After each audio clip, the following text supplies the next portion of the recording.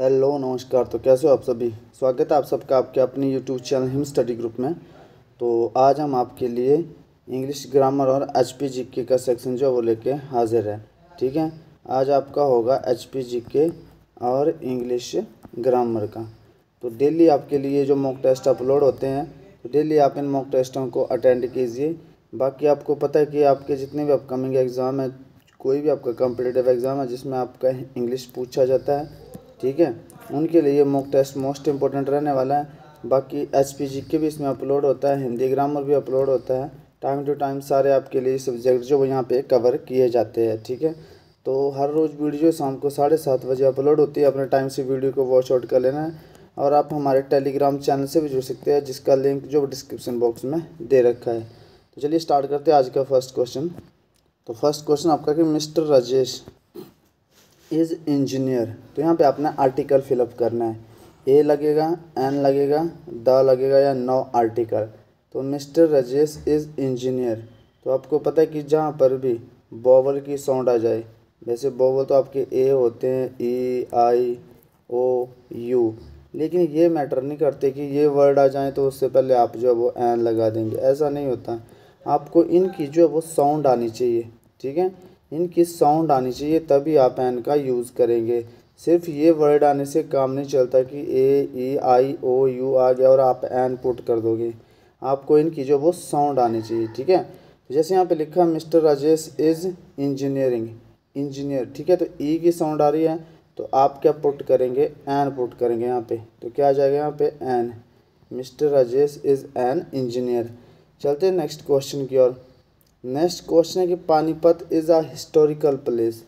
तो यहाँ पे आपके इन वोवल्स की साउंड नहीं आ रही है, ए ई आई ओ यू की साउंड नहीं आ रही है, तो किसकी आ रही है, डायरेक्टली आपकी कॉन्सोनेंट की साउंड है। ठीक है, तो historical, Panipat is a historical place, तो आपको पता क्या आ जाएगा यहाँ पे, ए आ जाएगा। ठीक है, Panipat is a historical place.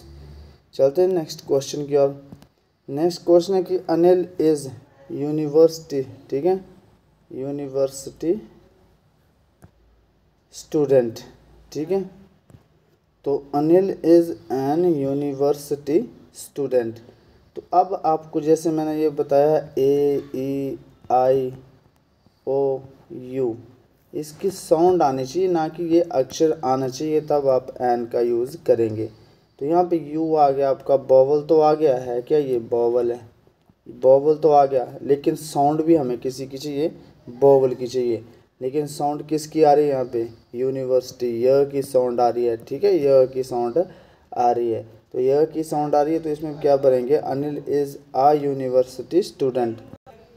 N नहीं यूज़ करेंगे, हम अ यूज़ करेंगे। Anil is a university student हो जाएगा यहाँ पे। तो यहाँ पे अ भरा जाएगा, बस साउंड पे डिपेंड करना है। यूनिवर्सिटी में य की साउंड आ रही है, तो यहाँ पे ए यूज़ करेंगे। ठीक है, जैसे अम्ब्रेला लिखा आता है, तो अम्ब्रेला में किसकी साउंड आती है, अम्ब्रेला में अ की साउंड आती है, अ कॉन्सोनेंट की। तो जैसे ये आपका अम्ब्रेला, तो इसको क्या पढ़ते हैं हम, अम्ब्रेला पढ़ते हैं, यू अम्ब्रेला नहीं पढ़ते हैं। ठीक है, अम्ब्रेला, तो यह यू बाय यू आया आपका, क्या ये कॉन्सोनेंट, तो इसमें क्या लगाएंगे आप, एन लगाएंगे। जैसे यहाँ पे एक सिंपल सी बात बताऊँ, यह जो आपकी ये दो साउंड देता है। ठीक है, एक तो अ की साउंड देगा, एक ही य की साउंड देगा। जहाँ पे अ की साउंड दी, ठीक है, जैसे अम्ब्रेला, ठीक है, U M B R E double L A, umbrella. ठीक है, तो आप पुट करेंगे इससे पहले एन। ओके, सेकंड आपका यूनिवर्सिटी। तो यूनिवर्सिटी में यूनिवर्सिटी, तो यूनिवर्सिटी में किस चीज़ की साउंड दे रहा है, ये य की साउंड दे रहा है, तो आप पुट करेंगे ए। तो यह आपका दो साउंड दे देता है, ये थोड़ा आप ध्यान रखेंगे। ठीक है, जहाँ पे आपका अ की साउंड आ जाए, वोवल की साउंड आ जाए, वहाँ पे एन पुट अप करोगे, और जहाँ पे य की साउंड आ जाए वहाँ पे ए पुट अप करोगे। ओके, तो इसका राइट आंसर हो जाएगा Anil is a university student. चलते हैं नेक्स्ट क्वेश्चन की ओर। नेक्स्ट क्वेश्चन है आपका, मिस्टर गुप्ता इज़ एमपी। अब देखो ये क्या आपका एमपी, वोवल तो है नहीं है, तो वोवल तो आपको मैंने आपको बता दिए ये होते हैं। और एन पुट करने की दो कंडीशनें होती है। ठीक है, एक कंडीशन होती है कि आपकी, दो कंडीशन होती है क्या, कि एक तो ये आनी चाहिए, ठीक है, ये अक्षर वोवल आने चाहिए। और दूसरी कंडीशन ये होती है कि ये जो है ए ई आई ओ यू इनकी साउंड आनी चाहिए, ठीक है। अब यहाँ पे क्या लिख कर है, एम पी है, तो वोवल है नहीं है, एम क्या है, कॉन्सोनेंट है, लेकिन साउंड किसकी दे रहा है, एम, एम पी, ए की साउंड दे रहा है, ठीक है। एम पी साउंड पे डिपेंड करते हैं आपके, एन की कहाँ पे एन करना, पुट कहाँ पे ए, तो साउंड किसकी दे रहा है आपका, ये साउंड दे रहा है आपकी ये ए की, मतलब वोवल की साउंड दे रहा है, तो आप क्या पुट करोगे, mister Gupta is an M P आ जाएगा, ठीक है। चलते हैं नेक्स्ट क्वेश्चन की ओर। नेक्स्ट क्वेश्चन है कि Anil cold her yesterday, yesterday which type of adverb, adverb के आपका क्वेश्चन है ये कि अनिल कॉल्ड हर यस्टरडे, ठीक है। अब अनिल ने उसे कॉल करा कब, पिछले कल, पिछले कल उसको, मतलब कोई इसकी फ्रेंड होगी, उसको कॉल करा कब करा, पिछले कल करा, ठीक है। तो पिछले कल उसको कॉल करा, तो यस्टरडे क्या, पिछला कल क्या है, एक एडवर्ब ऑफ टाइम है, एडवर्ब ऑफ प्लेस है, एडवर्ब ऑफ फ्रीक्वेंसी है, या एडवर्ब ऑफ मैनर है, तो क्या है इसमें। जैसे कि आपको पता है कि एडवर्ब ऑफ टाइम है, यस्टरडे क्या एक समय है, कल, प्रीवियस डे, यस्टरडे, टुमारो, ठीक है, दैट डे, तो ये सारे क्या आपके टाइम है, तो ये किस में आ जाएगा आपका, एडवर्ब ऑफ टाइम में आ जाएगा। एडवर्ब ऑफ प्लेस में क्या आता है, जगह का नाम, हियर, देयर, ठीक है।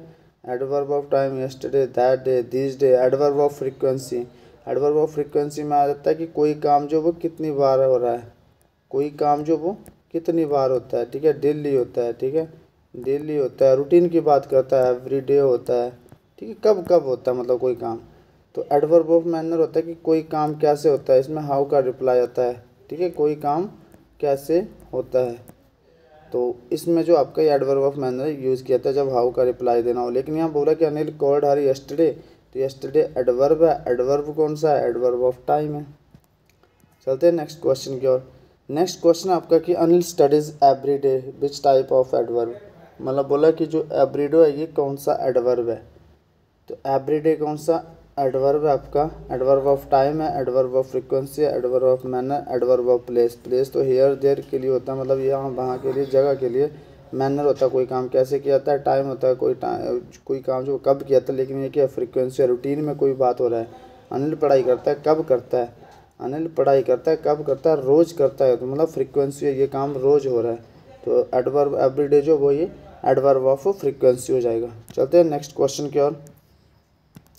नेक्स्ट क्वेश्चन है कि I like walking dash garden, in garden हो जाएगा, ऑन गार्डन हो जाएगा, एट गार्डन हो जाएगा, या ऑफ गार्डन हो जाएगा। तो एक बात आपको बता दें कि जहाँ भी आपकी कोई चीज़ बाउंड्री बना रही हो, ठीक है, कोई चीज़ आपकी बाउंड्री बना रही हो, तो आप उसके लिए हमेशा इन का यूज़ करेंगे, एट का यूज़ नहीं करेंगे, क्योंकि एट लोकेशन के लिए होता है, ठीक है।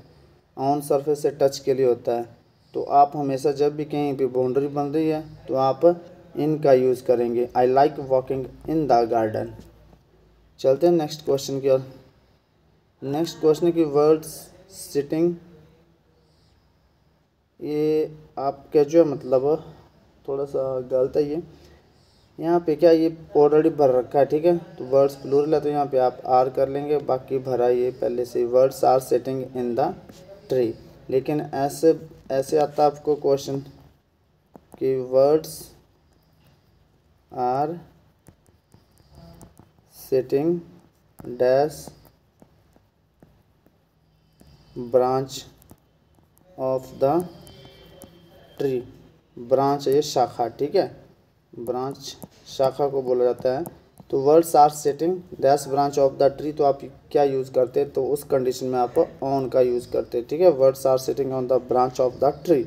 लेकिन यहाँ जनरली बात बोलेगी words are sitting dash the tree, मतलब पेड़ पे बैठे, तो पत्नी कहाँ पे बैठे, तो पेड़ के अंदर बैठे कहीं, ठीक है, कोई टहनी पे बैठे होंगे, कहाँ भी बैठे होंगे, तो वो आप इनका यूज़ करेंगे। लेकिन जब स्पेशल मेंशन कर रखा हो कि words are sitting dash branch of the tree, तो आप ऑन का यूज़ करेंगे, और सिंपल वे में words are sitting in the tree आएगा। चलते हैं नेक्स्ट क्वेश्चन की ओर। नेक्स्ट क्वेश्चन आपका she is singing a sweet song, आपको पैसिव वॉइस में चेंज करना है, तो ये किस में है, ये आपका प्रेजेंट कंटिन्यूस में, और जो प्रेजेंट कंटिन्यूस में होगा वो बीन्स इज एम आर और बीइंग में चेंज होगा, ठीक है। तो सबसे पहला काम हमारा क्या होता है, ये ऑब्जेक्ट जो होता है इसको सब्जेक्ट के पास लाना, ठीक है। फिर होता है आपका जो हेल्पिंग वर्ब है आपकी वो पुट करना, ठीक है। फिर आपका क्या काम आएगा, ये आपका किस में, प्रेजेंट कंटिन्यूस में है ना, तो फिर तो बीइंग आएगा। फिर आपकी वर्ब की थर्ड फॉर्म आएगी, फिर आपका बाय आएगा, और फिर आपका ऑब्जेक्ट आएगा, मतलब सब्जेक्ट का जो है वो ऑब्जेक्टिव केस आएगा, ठीक है। तो ये ऑब्जेक्ट को जो हमें सब्जेक्ट के रूप में यूज़ करेंगे तो पहले क्या पुट करेंगे हम, आ स्वीट, ठीक है, ऑब्जेक्ट आ गया। आ स्वीट सॉन्ग, हेल्पिंग वर्ब लगा दो। अब आ स्वीट सॉन्ग इज़ आ गई, अब बीइंग लगा दो। आ स्वीट सॉन्ग इज़ बीइंग, अब क्या आ गया, सिंग है तो इसकी थर्ड फॉर्म लगा दो, sing sang sung. A sweet song sung, third form आ गई। फिर आगे आपका by as it is put कर दो स्ट्रक्चर के अकॉर्डिंग। फिर आपका सी सब्जेक्ट तो इसका ऑब्जेक्टिव केस यूज़ कर लो हर, ठीक है। तो a sweet song is being sung by her, इसका क्या बन जाएगा, पैसिव। चलते हैं नेक्स्ट क्वेश्चन की और नेक्स्ट क्वेश्चन है कि यू कैंट डू दिस, इसको पैसिव वॉइस में चेंज करना है, लेकिन यहाँ पे ध्यान रखना है कि कैन क्या है, मॉडल है। तो मॉडल को जब आप चेंज करेंगे तो हेल्पिंग वर्ब के रूप में आपकी मॉडल ही आएगी। You can do this work, तो पहले ये आपका क्या है, ऑब्जेक्ट है, इसको सब्जेक्ट के रूप में यूज़ करेंगे दिस, ठीक है।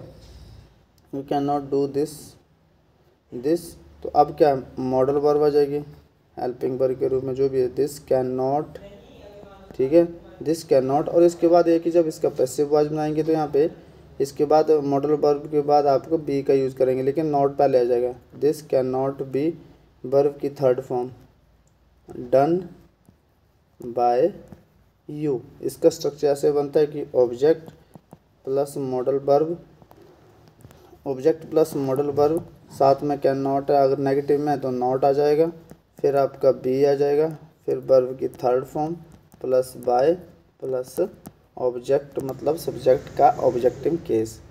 तो ये था आपका इंग्लिश का सेशन। अब चलते हैं एचपीजीके की तरफ। तो एचपीजीके का फर्स्ट क्वेश्चन है कि अमृता शेरगिल कौन थी, तो ये अभिनेत्री थी, नृत्यांगना थी, कवियत्री थी या चित्रकार थी। तो अमृता शेरगिल जी तो आपकी ये थी एक चित्रकार थी, ठीक है, चित्रकार। चलते हैं नेक्स्ट क्वेश्चन की ओर। नेक्स्ट क्वेश्चन है कि महान क्रांतिकारी श्री यशपाल किस जिले से संबंध रखते हैं।